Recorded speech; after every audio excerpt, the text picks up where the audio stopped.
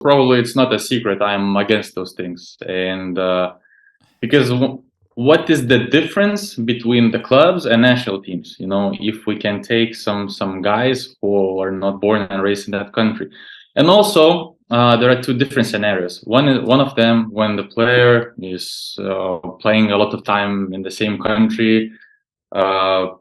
Maybe he's already culture-wise, you know, adapted to the country. Maybe he speaks that language. Then it's a different story. Then he really wants, you know, to be the citizen of that country. And another story is when you just get the passport to avoid foreigner limits, or just to get your passport to be able to play in more teams for maybe bigger money, and then you just play a couple summers for that team. So I don't like those type of things, and I really like that Lithuania is not going that way.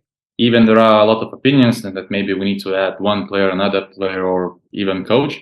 I'm happy that we, small country, you know, we are holding our principles and we're playing with only the guys who born and raised in that country, basically. Yeah, for instance, Spain just naturalized Lorenzo Brown last year, who basically became the MVP of the tournament and was super important for their championship run. France, right now they want to naturalize Joel Embiid. Slovenia got Mike Tobey and Anthony Randolph before. Greece now probably brings Thomas Walkup. Turkey, they also had Scotty Wilbekin before, and then later Shane Larkin. Poland, Bobby Dixon before too. Exactly. So even we're talking about the powerhouses of national team basketball. They're bringing these players, and there are just few countries that still remain with this more of like nationalist idea. I think it's basically Lithuania, Serbia.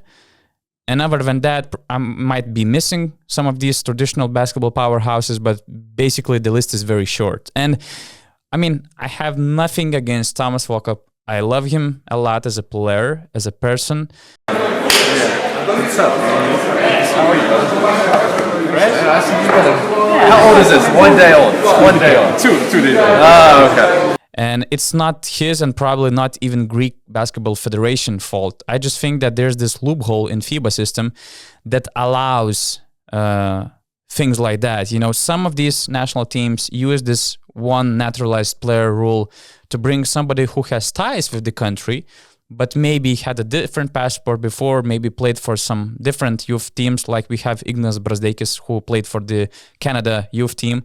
And it allows, you know, to bring those who have ties with the national team to play for the country. But at the same time, many national teams use this rule for different reasons. I just think that we're losing the sense of the national team basketball, because I always thought that it's all about representing the talent that you produce as a basketball country. And now we're getting in a situation where it's kind of a mix of local talent and then some upgrades in the free agency.